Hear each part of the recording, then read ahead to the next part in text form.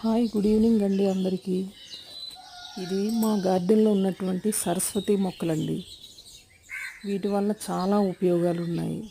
ఇవి పిల్లలకు పెద్దలకు కూడా మెమరీ పవర్ పెంచడంలో చాలా అద్భుతంగా పనిచేస్తాయండి. దీన్ని పౌడర్గా చేసుకొని తీసుకోవచ్చు. రక్త ప్రసరణ సరిగా జరిగేటట్లు చేసి ఒత్తిడి ఆందోళన కూడా తగ్గిస్తుందండి. మెదడుకు సంబంధించిన వ్యాధులను నయం చేస్తుంది.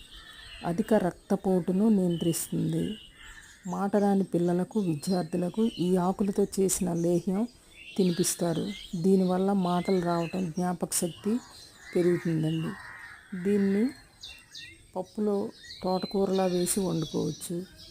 తర్వాత పచ్చడిగా చేసుకొని కూడా తినవచ్చండి.